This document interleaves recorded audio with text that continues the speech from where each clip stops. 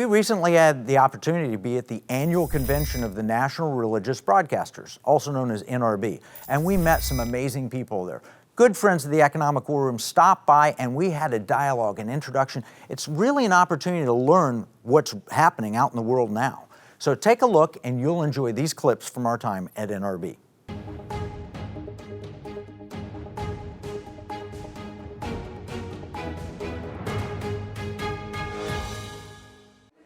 In the state of Texas, where we are now at NRB, 10 years or so ago, my state rep, Giovanni Cabriglione, are you familiar with this? No, I'm not. He passed the Texas Bullion Depository, and we insisted that the gold that we held at the state of Texas level be brought back to Texas to be held in Texas. Yes. Not that we didn't trust the Federal Reserve, but when Germany wanted their gold back, they got different bars than they'd surrendered, or they recast them. That was it. So we said we're going to have deposit here. Second thing we've built is the ability technologically to measure ounces of gold and ounces of silver that an individual holds. Yes. And individuals can put money on deposit there in gold and silver. The next step that I'm arguing for is that they turn them into constitutional currency. States, Article 1, Section 10, can issue currency if it's gold and silver coins. Yes. And all we're talking about is electronic evidence of gold or silver coins. So if gold is $1,800 an ounce, let's say, you could walk in with your Texan card into a Starbucks and pay 3/100ths of an ounce of gold, which is $5.40. So it's using technology with gold as the basis. Or silver. Or silver. And it's currency issued by the state of Texas. And the next step we need is for the IRS to recognize that it is not a capital gain or loss. Because if a state issues currency, I think we'll win this at the Supreme Court. If a state issues constitutional currency, it's more constitutional than that Federal Reserve note you have in your pocket. It's more constitutional than the IRS. The IRS is not named in the Constitution. I think we can win this. I think the state of Texas could sue. What do you think the impact would be if you had the ability to deposit gold and silver, had no capital gain or loss associated with it? It solves an inflation problem. What would the impact be? So I think the impact would be people flocking to honest money in an inflationary or stagflation era, where the government would find people are losing confidence in a dollar that's losing value, and they'd be relying upon not Bitcoin, but upon gold and silver. And yet you have the convenience, technology, privacy, and everything else of Bitcoin. Right. You like the idea? I love the idea. I had to really think about it. It's really fantastic because I've never heard anybody say it. I was just talking to one of my clients, Lear Capital, and we're doing the marketing with them. And one of the biggest problems we have is that so many of the gold and silver investors have migrated to Bitcoin. Right, with nothing behind it. Just a hope and a dream. We don't even know who the creator of it is. We know it uses a lot of electricity to produce, to be mined. All right, so I worked with the state of Utah and Ken Ivory there, and they developed the Utah Legal Tender Act. So you had 1 ounce silver coins produced by the state of Utah that are legal tender. The problem is they didn't take that next step. So if silver goes up in price relative to the U.S. dollar, it's always going to go up in price, right? By definition, by inflation, over time. I mean, that's no guarantee. In the short run, it goes up and down and everything else. But over time, if you have inflation, the value of gold and silver theoretically will be higher, right? And you're losing to inflation by holding only U.S. currency. Now, the Chinese have caught on to this, and they're trying to displace the dollar. Have you been studying that? Not enough. I know it's happening. But to get my mind around it, I'm not sure exactly how they're going to do it. I know that it'd be in their advantage to do it. Here's what they've planned.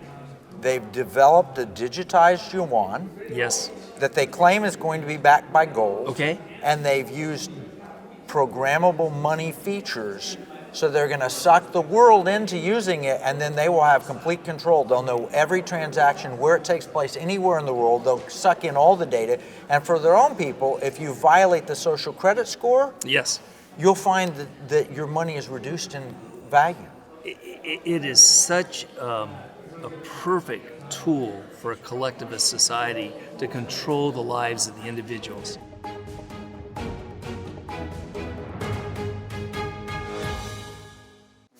in the world would you want to run for Congress? Well, because our nation is at a tipping point, and my children, your children, everyone out there's children will not have the same future that we had unless we shift things right now. See, Washington has shaped our culture for so long that if we don't do something drastic, like really take back Congress in a massive way and get rid of these corrupt politicians like Liz Cheney, who's tipped her cards, we're going to lose this nation. We are right now, I believe that we have been one nation under God, under the Star-Spangled Banner, under the Constitution, and under the Declaration of Independence, which outlines our freedoms that are given to us by God, right? The Holy Spirit is enshrined in the Declaration of Independence if you read it. We're about to lose that. We're about to become a Marxist nation if we don't flip things back. Yeah, it's interesting because you talk spiritual concepts and you flip to Marxism. You think Marxist is spiritual? It is spiritual. It's demonic. It's the opposite of what God created, right? It's government is your God, government is your source, government is the giver of your rights, versus God is your source. If you don't believe in God, some people don't. They can at least believe that their talents and creativity are their source, right? I think you're right. I think it crosses all aspects of a person, and Marxism is by definition collectivism. Right. And the spirit of Christianity is the spirit of individual liberty. Spirit of freedom. That's right. It is. Yes. Yeah, it really is. So, what motivates you? What drives you? You want to save the culture. You want to save the country. What else motivates you?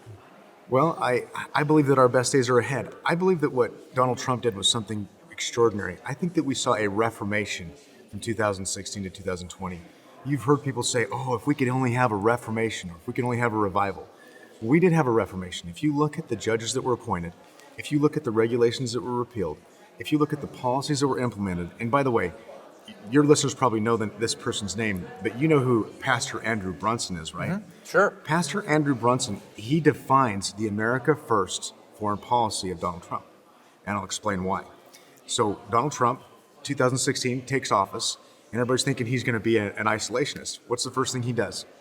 He gets rid of ISIS in about 6 months. Those guys no longer existed. So Bush, Cheney, and Obama created ISIS, created a mess in the Middle East, and Trump gets rid of ISIS in 6 months. So what happens next? Andrew Brunson was taken prisoner. He was a pastor in Turkey, taken prisoner. And we asked Turkey to cough him up. Well, they coughed him up almost immediately because we went to economic war with Turkey, and we believe that Erdogan was afraid that we might go to military war with Turkey, so they coughed him up. But that's American foreign policy. It meant something to be an American again. Yeah, well, you mentioned economic war. That's obviously what we talk about all the time in the economic war room. From our perspective, it's a spiritual war that manifests as an economic war. Because when it comes down to it, people are always thinking about their money. They're always thinking. Jesus said, if you can't be faithful with unrighteous mammon, you will not be trusted with the true riches. That's right. That's right. And so where your treasure is, there your heart will be also. People put their treasure in America too much in their money. We try and help people take that back and put their treasure in God where it belongs and use their money as a weapon to preserve, protect, and defend the culture to pass to the next generation. Gary, that is good. That is good. Kind of reminds me of a saying I heard a preacher say once. If I could see your tax returns and your checkbook, I know everything there is to know about you. Yeah, and your schedule. You got to see the calendar. Yeah, well, that's true. Yeah, no, exactly right. Well, I appreciate you coming by. Good luck with your campaign. God bless you. Thank you. And if folks are interested in learning more about us, they can go to mrsmithgoestowashington.com. Let's take this nation back. And every little bit helps. So if you could get on there and give us some support, that'd be awesome. Thank you.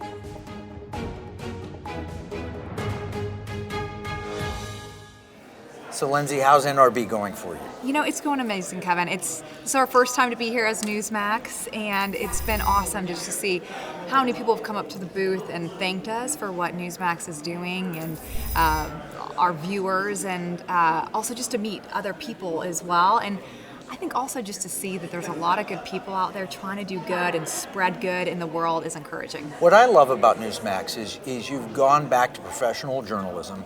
You've taken it back to where you're telling the truth. You're not going to let the narrative impede and control what you're talking about. And it really is it's a chance for free speech. People get heartened when they look at the quote alternatives that are really actually just true, free American speech. Yeah, and when you know, a lot of people say, oh, they need to be silenced, and I say, actually, I might not agree with them. At the same time, I support them in the sense of we do have free speech in America, and if we want free speech, then we want free speech for all. And but that is where we have to push back. If they don't want to hear a dissenting view, they don't want our view, we have to go back to, no, this is the First Amendment, and everyone should be able to speak freely, even if we disagree with what they say. We need to take the high road, the higher standard. Yeah. So as you look at what's going on, Newsmax viewership has just skyrocketed since the election, and it really is heartening. Yeah. So, what are your top stories? What are the things that are attracting you to share with America? Yeah, I think some of the biggest things right now are a border. A lot of people obviously talking about that, but you think there's so many facets to that. Not only is it a humanitarian crisis, and we are seeing humans being trafficked across our border, and you think about people, we saw the images of people throwing babies over a wall into the river. I've seen images from some of our Congress members who've gone down there, pictures of babies drowning in the water. And all for these families that want a better life. That's a humanitarian crisis. But now we have people like Governor DeSantis who's sending his law enforcement down there because fentanyl is coming across our borders like crazy. We have people from the Middle East sending Taliban members to Mexico or to Guatemala to come across our border because they know are going to be checked. Meanwhile, it's not a crisis according to our It's a humanitarian crisis, but it really is an economic issue. Yes. The reason people are coming here is largely economic, unless it's terrorism, which we pray not, but it's to a better life or an opportunity to sell things. It really has an economic component to it. And also economic component, Kevin, that Americans are spending tax dollars on this surge of people. We see, people going to Tennessee, being on planes, going different places, being kept in hotels, and this takes money. We see money being taken out of coronavirus funds to help these individuals. That's not free. Those are taxpayer dollars at work, and so American people should be frustrated about it because we are also in an economic crisis right now. I would say we don't have a job crisis. We have a labor crisis. But at the end of the day, it is concerning to see the fact that Biden doesn't have a concern for how our dollars are being spent for people that are just surging across our border and our border states. No, there's no question. And in fact, you look at almost $30 trillion of federal debt, not counting the unfunded liabilities, and you realize we're spending money and we're not noticing it so much because we're still in the party atmosphere, right? At the end of the party, you don't realize what the hangover is going to be like.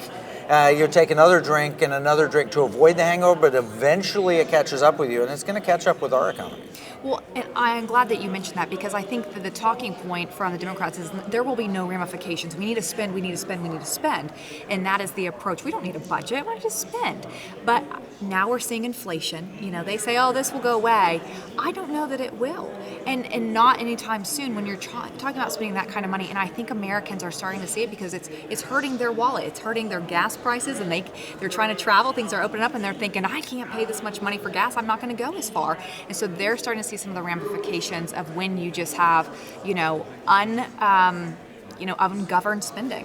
When you have raw material prices going up, when you have food prices going up, and when you have labor costs going up, which is a policy of the administration, raise it to $15 an hour minimum wage, that's a policy. Those are all inflationary. No question about it. One of my concerns is that the Chinese are watching this, and part of American power, economic power, is the dollar and the fact that the world uses the dollar as the primary reserve currency, and they're aiming to remove that. Absolutely. I mean, China is watching us like a hawk right now, and I unfortunately would say they're pretty happy with what they're seeing. Their end goal is to be the world dominant power. Right, by 2049. And they're in it for the long game. They play smart, they're stealth, and they're paying attention to us. And we also have a president who's not being tough on them like he should be. We're not holding them accountable for coronavirus right now. Even if it didn't leak from a lab, we have people that aren't helping us figure it out. And that is but not it could have leaked from a lab. It could have. And you couldn't say that 6 months ago. That's right. You would be, a liar. You don't believe in the science. Even now, some people would say that. But we got to expose these things more. Unfortunately, I lived in China for a while, and knowing the way that they work, I don't know if we ever are going to find out the answer. And seeing that they're opening 6 more Well, they bio have a labs huge is concerning. incentive to not allow the answer out. Absolutely. And, Right. and their culture is saving face and making sure that they always look great to the outside world. So it will be unlikely that we will see what happened. But here's what we talk about. In the economic war, when we talk about there's two enemies, there's a foreign enemy and a domestic enemy. The domestic enemy is really tied to the foreign enemy because it's collectivism, socialism, Marxism. And the foreign enemy is primarily China, but also we have North Korea, the Iranians. We have elements in Russia, jihadis, far left jihadis in the Islamic world. So we have foreign and domestic enemies, but it's all coming down to economics. Yeah, and I think hopefully America is waking up to that, because sometimes what happens in politics, I think people who are in D.C. and around politics, they think sometimes everyone's paying attention and sometimes they aren't, but now I think the world is realizing politics affects your everyday life more so. You're seeing the ramifications of it, I think, than maybe in generations past, and so I hope people get more involved. People may get involved in their state level as well. One of the ways we're trying to get people involved is we're training financial advisors. Most people with money have one advisor or another. They have a CPA, or they've got a stockbroker or a financial planner.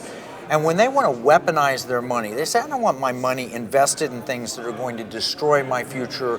When you see Coca-Cola being Woca-Cola, what do you do about that? Well, there's two answers. You either divest, which is hard to do if you're just everything in an index fund, or you become activist and you vote your proxies. Average person doesn't know how to vote a stock market proxy, but the advisors do. And I came out of that industry with John Templeton, and we train financial advisors to help their clients weaponize their money to pass their culture to the next generation. Wow, that's amazing. We need more of that right now, people understanding money and how to use it, and that's exciting that that's what you all are doing right now. Well, we're excited about what Newsmax is doing. We're all working together, NRB, all the different media outlets, whether it's Christian radio or whatever, we're all working together to really help preserve, protect, and defend the ideals of America. That's amazing. Thank you. Yeah, thank you, Kevin.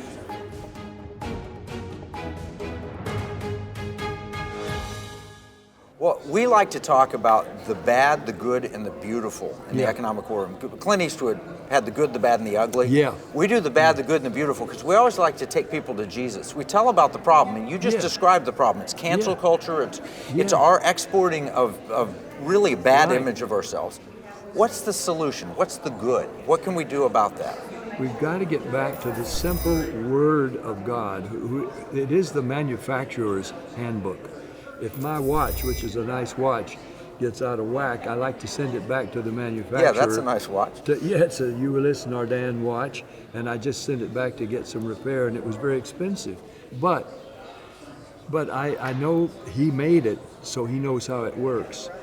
The framers of our Constitution framed the Constitution on the Bible. Right. On Bible truths, and it's the foundational principles. All men are created equal and entitled to the pursuit of happiness equally, not always guaranteed happiness, but guaranteed the equal right to pursue it, not government providing it, but a chance to pursue it and win it for yourself. Equality of opportunity, not equity of outcome. Exactly.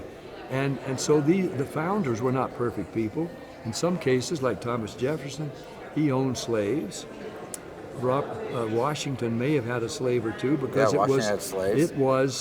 It was a fact of life when they came along. But even Jefferson said this is wrong, and then Lincoln comes and abolishes it, and America gets corrected as we go. We're a work in progress. We were then, but you and can't we are wipe now. out the history and still bring the correction. No, because if you don't show the warts and all, as the Bible does, the Bible shows all the mistakes and how they were remedied, or the penalties that were paid, and how people were rewarded for obeying God, and blessed by God. And that's the story. We are a work in progress. America is still in progress. It was Bible believers that abolished slavery. Yes. There's people who believed in the Word of God who abolished it, because Christ came to set at liberty those who were captive. You are so right, and we need to know that. But if you ban the Bible if you really That's hate speech. Can you believe that? speech. It's the biggest book of love ever. Yeah, but there's stuff in there that the social media doesn't want, because they want to celebrate things that God says are an abomination. If you read the scriptures and you talk about what God does not like, then you're preaching hate speech, because social media wants to verify and commend things that God doesn't like. So you got to get him out of the picture. And as a result, we go down, down, down. If we stick with God, we go up, up, up, as we always did. So the solution is to turn back to the principles the founders followed, based on the Bible. Yes. Freedom of speech. Yep. Freedom of religion. Yep. Freedom of assembly. Even if you don't agree with it, freedom of press. Every guy's got a right to express his own belief. And it worked really well for a number of years. And we just kept getting better and better. America's past, even through the wars, and even through the Civil War and all these things, America kept rising and getting bigger and better all the time, because we were one nation under God. It says so on our currency. Yes, it does. Now, you want to take his name off the currency, watch it just go down the tubes. I mean, you take God's name off of things and you dishonor him. He says, okay, have it your way. The people of Israel, when they had judges and they were being really led by judges, they wanted a king like the nations around them. He says, well, and old Samuel says, Lord, they want a king, and he's upset. No, they're not rejecting you, Samuel, they're rejecting me.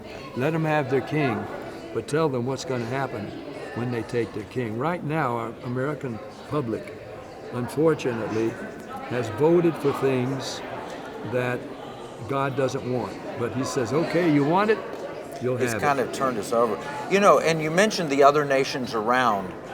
I think we're fighting a two-front war. One's inside the nation that want to see the principles destroyed, but also there are foreign nations that want to see our principles destroyed. Definitely. And we see Chinese influence in Hollywood. Are you seeing that? Yes, I am, and are owning networks and owning papers and influencing, doing exactly what Karl Marx and Lenin said they would do. We'll get to the young first.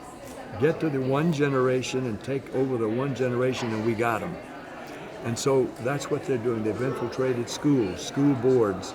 They've infiltrated the systems of education, but they've also infiltrated the government. They're getting people elected to offices who will vote for things that God doesn't want, and they'll make them socially popular. And so now we're drifting, not just drifting now. I once painted in a book I wrote about America in a ship sailing along in a beautiful setting, but hearing some roar out in the far future and steam and headed toward a waterfall. And suddenly the pace is quickening and we want to try to reach the shore and slow down, but there's nothing solid to hold on to, and the ship is sailing toward the falls. That's scary. And without any remedy, once that ship goes over the falls, well, it's can I done share for. with you some good news? Yes, please. Okay, so we're in the economic war room. The economic war room teaches people how to weaponize their money, their spending, their giving, and their investing to pass the culture to the next generation. Yep. You met my daughter earlier. She's 19. Her vote and your vote are the same. Yes. Now, fortunately, she's a brilliant young lady. I think you probably vote the same way. But there are a lot of 19-year-olds that might vote differently. Listen, I've got 4 daughters who vote differently than me. They're liberal husbands. They're good sons-in-law. I love my daughters, but they're all infected by the liberal trends socially as well as politically. And I've lost a lot of their respect because I supported Trump, because I believe that with all of his faults and flaws, he was doing things that he said he would do that we wanted done. He strengthened the military. The economy rose and was blessed, and the rising tide raised all the boats. The blacks, right. Hispanics, everybody benefited. He was the best friend Israel has ever had, better than any former president. He was doing all the right things. Well, because of that, and I even told him personally, I wish you would quit calling your opponents names. It's not presidential. I'll bet your wife's still, and we're friends enough that he could laugh it off, but he was going to keep doing the way he did. But your vote. My daughters. Yeah, I know. But there are a lot of young people, 19, 20-year-olds, that are voting the wrong way. We need to pass the culture to them. The difference that you and I have between the 19, their vote's the same as ours. Yeah. But we have more money than they do. So we need to make sure our money, our spending, our giving, and our investing, we don't invest in companies destroying our values. We don't spend with companies destroying our values. And we give to causes that preserve our values. So I'm going to invite you to learn a little more about Economic War Room. We want to have you come back at some time. Anytime you come to the Dallas-Fort Worth area, we'd love to have you in the War Room. It was an honor to meet you. Thank you for taking time with us. Good to meet you too. God bless you. God bless you.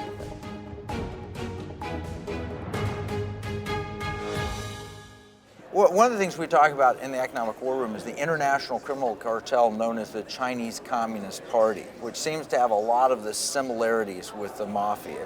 Have you thought about that at all? Have you looked at that? I'm gonna be honest, I never paid attention to the politics of the mob. I never really did. I was one of the guys in the street, protected the neighborhood. Wherever I was, I demanded respect.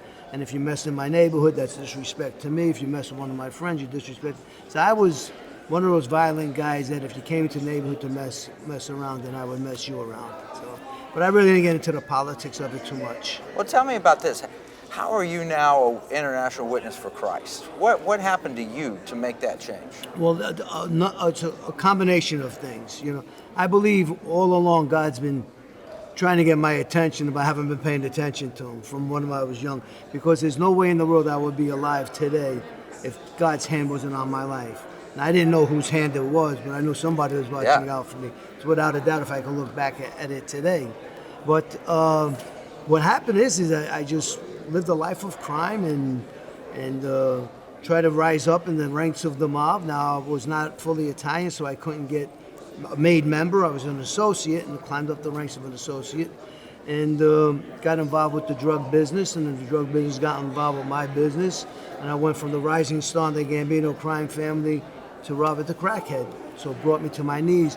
The turning point for me was I've been incarcerated numerous times, but this one time in 1997 I get arrested, and I call them my two angels. I look back at it today and I say they were warrant officers. I had a case in Florida, federal case, and I had a state case in New York that I was wanted for. So they locked me up, and I call my angels because that's the last time I had a drink of a drug. So I remember that. It was January 23rd, 1997. Now, I walked out on my daughter's life when she was 7 weeks old. I had an argument with her mom, and I said, I'm going to go out one more time, party with the guys. This is what I said to myself, but I ended up getting caught up in the crack again and didn't come back home. So when I got locked up, my daughter's mom was allowing me to talk to my daughter over the phone. She's 3.5 years old at this time. And I call her and I say, and she's crying. I say, Brianna, why are you crying? She said, because you won't come and see me. So I can't get medication anymore. It did. It shattered my heart to pieces, man. And I was just in tears. And I want the inmates to see me crying because it's a sign of weakness. So I slammed the phone down, ran back to my cell. Now, I knew about God. I was raised Roman Catholic. Now, I'm not saying all Roman Catholics don't know God. I'm just saying this Roman Catholic knew about him but didn't have a relationship with him. So I knew about God, and I gave God an ultimatum when I was on my knees crying like a baby. And I said, God, if you're real, either have somebody kill me or change me. I don't want to live in this life anymore. And there's so many times I tried to change my life. And I want to emphasize this because it's pretty important. I didn't want to change what I was doing. I wanted to change the consequences. I was only sorry for the consequences of what my life was leading to, but I didn't want to change any part of my life.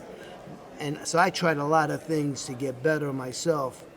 And at this point in time, when I'm crying, I believe God honored the desire of my heart, knowing that no matter how much I tried to change, nothing was working out.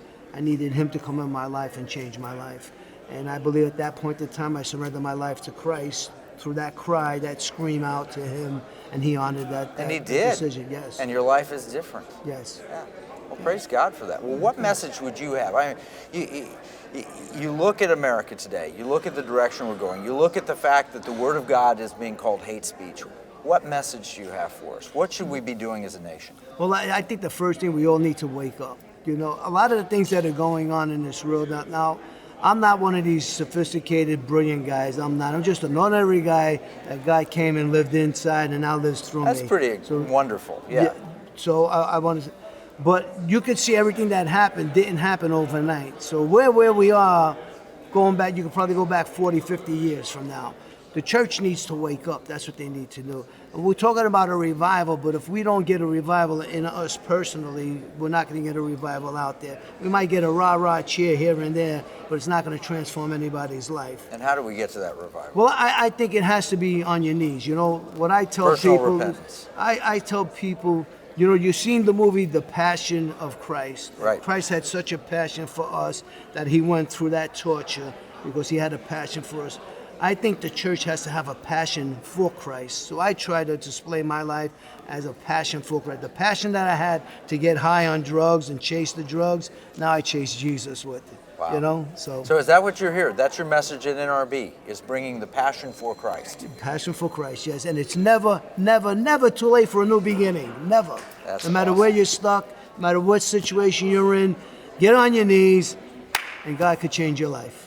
That's a tremendous message. Well, Yes. Robert, thank you for sharing that with us. Thank you. God bless you. And this book, Mafia Madman, The Witness, this book is out now. It's been out for a while. It's self-published. You have to go to my website. It'll be robertborelli.com. That's RobertBorelli.com. For any donation, I will send you the book. Just give me, if you want me to sign it, say I'd like to have a signed copy of your book. Give me your mailing address and name, and I'll send it to you. Or you can go to Amazon.com and give them the money. All right. Thank you, Robert. Well, God bless you. Well, I appreciate it. Thank you.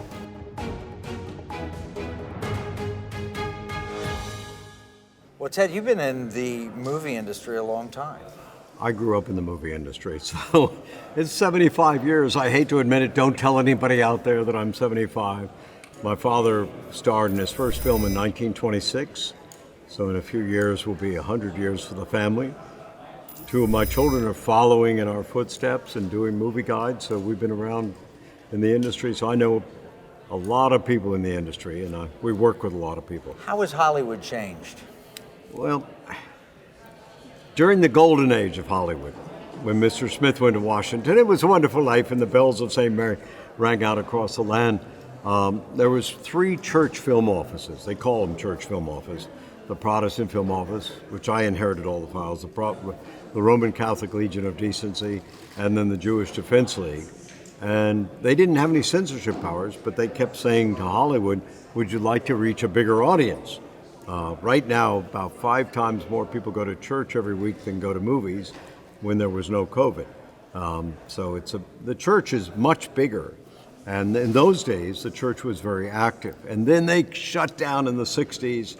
And within 3 years, you went from 100% G-rated to 82% R-rated. You went from the greatest story ever told about Jesus to the first sex and Satanism. Anyway, I can go into that in detail. But we came back. I inherited the Protestant Film Office files after I was head of the company that did The Lion, the Witch, and the Wardrobe on CBS television. And I started doing this economic analysis to see what would make more money. And I really, Kevin, did not know what would make more money. In fact, last year with COVID, I was really scared that something bad would succeed. And we kept showing by looking at all these criteria, what is the worldview, what is everything that we do when we're together, at different events. And we found out that the better a movie is, the less foul language, the less sex, the less violence, the more money it makes. Now that should be a no-brainer because 4 tickets to a family, and you've got beautiful kids, is better than 1 ticket to some crazy guy going in. And last year, I thought this is going to collapse. But 90% of the top streaming films were family-oriented with positive representation of Christians. And that's your message from Movie Guide. I've been to the awards, which is, by the way, fabulous, and we highly recommend it for anybody. If you want to see what's going on in Hollywood, the Movie Guide Awards is the place. We look up the Movie Guide before we go see a movie to make sure it's worth seeing. It's got to be quality, but also to make sure that it's not going to offend our values, not going to try and tear down the things that we've been putting into our family. But here's another question. China has learned that Hollywood is a means of manipulating the American psyche, the thinking. Well, you may know that China was very big in Hollywood. Friends of mine who were the head of Disney, et cetera, were dealing with them. And then she pulled the rug out from under the people dealing with them. And they pulled back their funding from Hollywood, leaving a lot of people in the dust. In fact, I'm having a super class in a week with the head of Legendary Pictures, which was almost, they did Godzilla and all these films with a lot of Chinese extras. Right. And just finished Dune. China pulled all their money out of that. So these big companies that are gigantic, Warner Brothers, et cetera, have lost that Chinese marketplace, and they're fighting to. And then, Disney did Mulan, right? And then China started pulling it out, and so it's a very ridiculous situation right now, because Xi is going back to communist roots. He's going back to Maoism. Yeah, he really is. No question about it. We've seen that. We look at the national security community, and you see the opening. From 1999, they published the book Unrestricted Warfare. Yeah. And Xi has been following that track ever since he became the man in China. He's a vicious guy. My son studied at Chinese University of Hong Kong, and my daughter taught in Beijing and taught in another city in China, and that's all closed up. I mean, my son is brokenhearted about what happened to Hong Kong and Chinese University. I've got to tell you, I think this is, I like Schumpeter, I like the Ludwig von Mises, I like the Austrian school.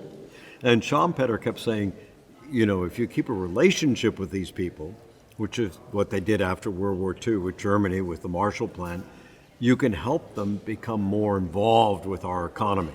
Right. Once you cut off that relationship, you've almost gone to war. And that's what President Wilson did after World War I. He actually is called by Otto Scott one of the great fools of history, because he hated Germany so much, he punished them so much, he created his own nightmare. And China's going to, this is going to be pushed to the edge, because Hong Kong was a money generator for China. It was a port for China. All of these things are a big mistake from my point of view, and you're the economist, I'm not. Yeah, Hong Kong, I was there last in 1999. It's fabulous. And I think it's important. The Chinese people are wonderful people.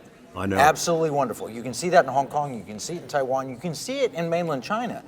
But the Communist Party and the Maoism that Xi is pushing is terrible. It's bad for the world, it's bad for Christians, it's bad for liberty. They just seized all those film libraries. I don't know whether you remember, but 40 years ago, Kung Fu films and stuff were very popular. And they now say they're anti-patriotic. And they've seized all those film libraries. And yesterday, I guess they just closed down the largest free paper in Hong Kong. So, to me, this is and you see the human atrocities, you see the human organ harvesting of the Uyghur population, which it's a Muslim population there, and you shouldn't have your organs pieced out and sold off. It's just horrible. Yeah, it's frightening. It's frightening.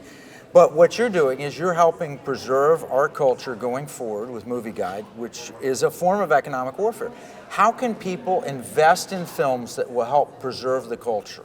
Well, you just asked the most important question. The reason that we have so much influence in Hollywood, because there are about 1,000 lobbying groups, there are lots of, Planned Parenthood funded 2 films last year.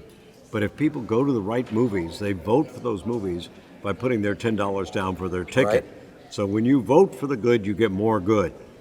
And thank God, between New York and Hollywood, there's Dallas and Fort Worth, and you're voting for the good. And that's why Peter Rabbit and these family films do much better. Because the average family in the middle of the country does not want to support what's going on in, the fringes of the country. Right. Well, when we go to the movies, we buy the popcorn, we buy the sodas, we buy everything across the board as a family. One person going to see something, I think it's right. So how can we talk about weaponizing your money? We're talking about making good investments. So we've talked to Kevin and Sam Sorbo. We've had them in the Economic War Room. 2 of my favorite people. How can we help gather capital? Because people don't want to invest. They're worried about investing in Coca-Cola, right? It's like Coca-Cola wants to get involved in the elections in Georgia. I don't want to invest. So where can they invest? How can they invest in it? There are 2 parts of Hollywood. There's a showy part that wants to be part of the club. Right. And to be part of the club, even friends of mine who are Christian in Hollywood, I won't mention their names, do things that I think are very bad because they want to be part of the club. Oh, I'm part of the club. I love what you're doing. Guys that I know very well. who've talked to me for hours.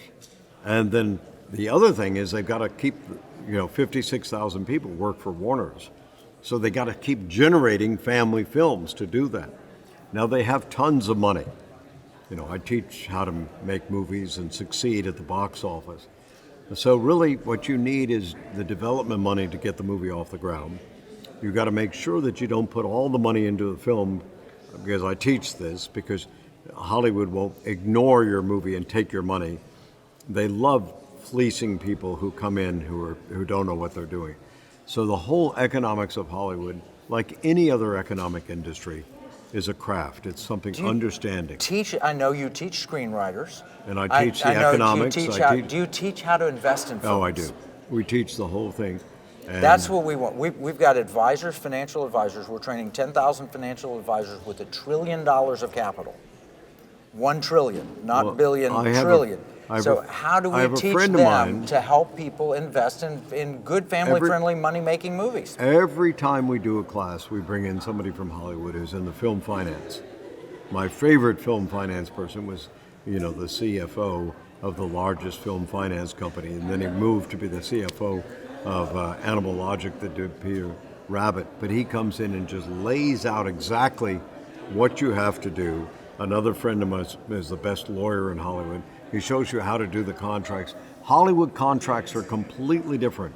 If you've got a Texas lawyer or whatever else, they don't understand because it's all just a code language.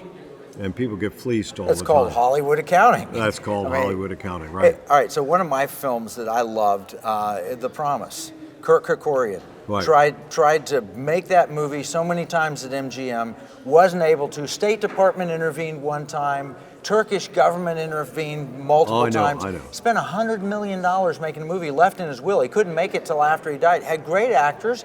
I loved the movie. It was beautiful, and yet nobody ever heard of it. The man who's the head of his foundation, who's a doctor at UCLA, comes up to our office, and he's a good friend. It is... the trouble is the studios make 40% of the films, but they control over 90% of the profits. And I had a friend of mine, I'll give you an example that I can talk about, who was one of the 7 main heirs of the Walmart, Sam Walton fortune. She made a little film called Gordy. I think I showed it at the organization that we talked about before. And I got United Artists to distribute it. And Disney said, and the head of Disney was a Christian. I mean, he went to church. He loves me. We're good friends. And he said, if you distribute this movie through United Artists during the summer, we are not going to give United Artists a first-run movie for the next 3 years. United Artists went bust. It was headed up by a Presbyterian in Denver. It was bought by another Presbyterian in Denver who then combined it with Edmunds Theaters and made Regal. And when he bought it, he told all his friends at the church, I'm only going to carry G and PG films. Within a month, he was carrying R-rated films. The studios have the power because they have, whatever analogy you want to get, they got the oil, they got the money, they got the resource. You've got to deliver a film once a week. So we need to learn this. I'd like to invite you to come and help train our financial advisors. I'd love to. And teach them just how to invest, because we get hit up a lot. Oh, this is a great film and it's going to change the world. But we don't know. How do we know? We need your expertise and your advice. Do that. And I'll bring somebody along who is the head of a finance company who shows you how you can do it without losing your money. Well, that'd be great. Ted, thank you so much for joining us. God bless you. God bless you.